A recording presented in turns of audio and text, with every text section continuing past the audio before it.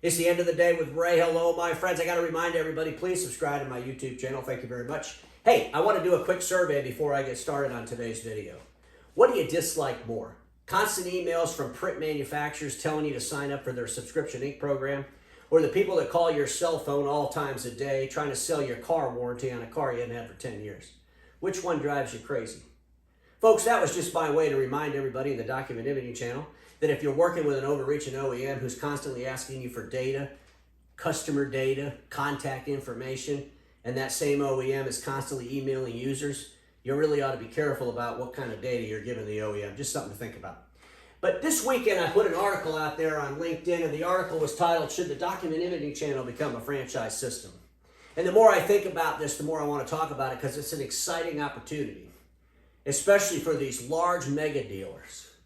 And I want to share my vision of this franchise system. And keep in mind, folks, you can't recreate the Document Imaging channel in an article and a video. Its only purpose is to start a conversation, to spark some imagination, to think about what could be based on what should be.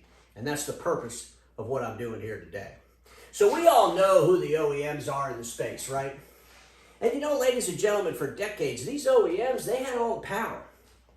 These OEMs would go to dealers and they'd say, hey, we want you to be a dealer for us. Or maybe the dealer would call the OEM and say, hey, can I be a dealer for you?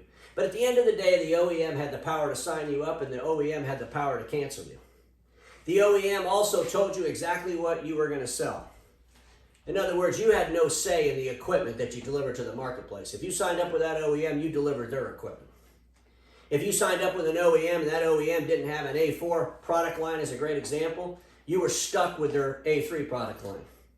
And as the whole world started moving more and more to A4, guess what? You didn't have an A4 product line, so you had to go out and look for one. But now I want you all to think about something that's going to really change in a franchise system. And the biggest change that's going to happen is the franchisor is going to have all the power, as long as the franchisor is big enough to demand the power. So let me explain this a little bit more. We know who the roll-ups are, right? These are the mega dealers inside the space. I've talked about them before. And you know, I got Xerox in the middle because Xerox, to me, is a $7 billion dealership. They're the largest mega dealer in the world. You know? And I talked a while back about Dex Imaging and Marco getting together. Marco giving Dex Imaging all this IT capability.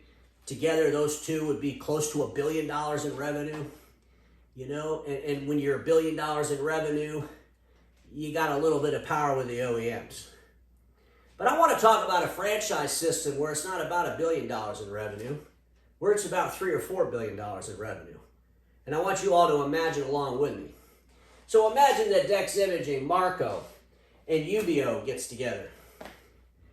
Now we're at what? 1.2? What if they added POA? 1.6? What if they added Flex? 1.85. Folks, you can see real quick where we could get up to 2 million, maybe 2.5 million. But if they do this, it has to be one entity. They have to decide on a name. They have to decide on a deliverable. They got to do away with all the local names of these companies that they've been buying. And they need to come with a united front where they start challenging our friends over at Xerox. And oh, by the way, and I tell Xerox this every time I do a video about this, anytime I write about Xerox, I'm going to bring this up. You got to change the name of all the global offices to Xerox. It's about time we end the lunacy that we all have to have these local names or we're not going to make any money. I don't think anybody believes that for 1 second. End users out there today that are buying technology services, you know what they're buying? They're buying a desired outcome through an experience that they prefer over anybody else that could give them that desired outcome. That's what they're doing. They're not buying for Billy Bob's Copiers, whether you think they are or not, they're not. They're buying the outcome that Billy Bob Copiers gives them. And if they could get an experience, and if they could get their desired outcome through a Xerox or through a name of another $2 or $3 billion entity that delivers products and technology solutions to end users, they wouldn't care less about the name. And they might look for the national name because the national name would have more relevance to them. Do you see where this is going? And so now, ladies and gentlemen, I want you to think about it. I've already come up with a name. We got our friends over there at Xerox, $7 billion dealership. I think we ought to build Unison. We get a bunch of these mega dealers to come together. They call the company Unison. Call the company whatever you want, but one name. All the branch offices, all those local dealers that you bought up, guess what? Their names come off the building. It becomes Unison. And then the power of that company goes to those OEMs and says, hey, we have $3 billion, $2.5 billion, $4 billion worth of distribution of your products in our marketplaces. We want you to make the Unison copier. You see, you're not going to do that if you're a $500 million company. No OEM's going to screw around with it. But if you're a $3 billion company, guess what? In a declining marketplace, no OEMs will be begging you. You'll have the power to sign on that OEM, and you'll have the power to fire that OEM. You'll have the power to bid OEMs. You'll have the power to go to technology companies outside of print and say, we have a $3 billion distribution channel. This is what we want from you. This is how we want you to help us.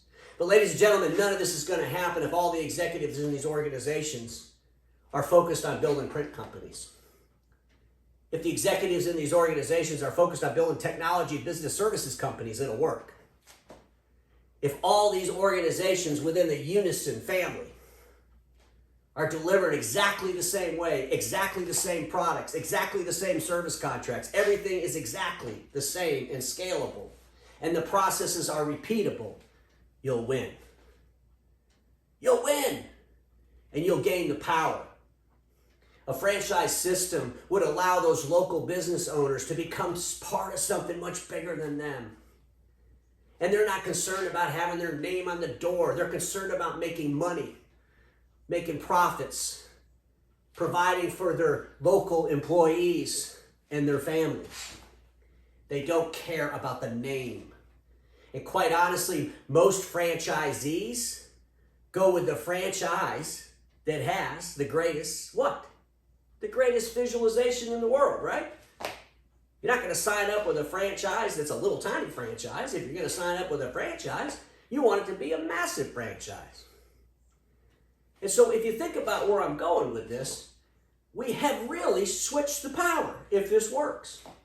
We've taken the power from the OEMs and we've given it to the franchisor. Whether that franchisor is Xerox or Unison.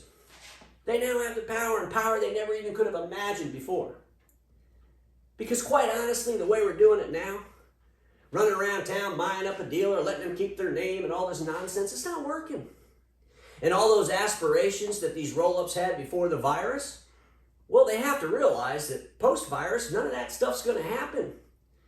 Maybe you were going to go public and all this. Do you think anybody's going to invest in a bunch of copier dealers that are all together with all different names? No, they're not. Are they going to invest in technology services companies that are way beyond just print? They just might. Are you going to attract people like AT&T to be part of your portfolio? Verizon? Folks, my imagination goes crazy with this. You know, why should we let Xerox have all the fun? Quite honestly, Xerox could use a competitor. But Xerox is building, in my mind, what I'm talking about. Xerox is in perfect position to go to any OEM, especially in this declining market, and say, put our name on your box and we'll sell it. Pre-virus, back in 2019, when Xerox and HP were doing their thing, and HP, through their delusion, didn't want to agree to do it, you know, everybody kept saying, who's Xerox going to buy? Who's Xerox going to buy? They don't need to buy anybody. They need to let one of the OEMs be their hamburger. And I say that thinking about McDonald's. All the stores deliver the same experience. We could argue whether we like that experience or not, but billions and billions of people like the experience. And so the OEMs just become a product that franchisee sells. One of the reasons I like Sharp so much, because Sharp has all these other products, like this board I'm using here today. They could deliver those products through this franchise system, very simply.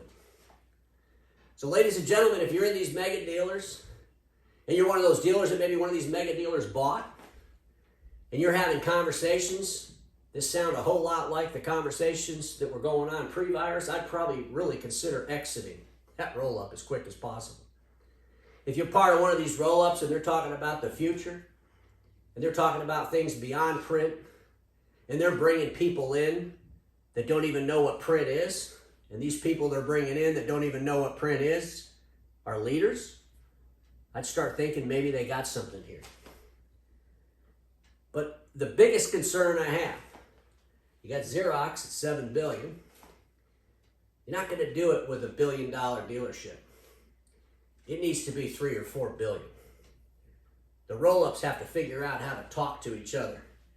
There should be a summit. Maybe I'll have a summit for all the mega dealers. Let's all get together and talk about how we can all come together and build the unison that I envision. Because folks, I'm telling you right now, if this unison's built, whatever you want to call it, the power they would have with these OEMs would be tremendous. And it would definitely shake up the marketplace. And it wouldn't matter what the OEMs do. It really wouldn't. As a matter of fact, a unison corporation could probably scare the OEMs into doing something that needs to be done. Just some things to think about, my friends, because we all know this. Status quo is the killer of all that'll be invented. Don't get stuck in status quo, and I'll see you all tomorrow.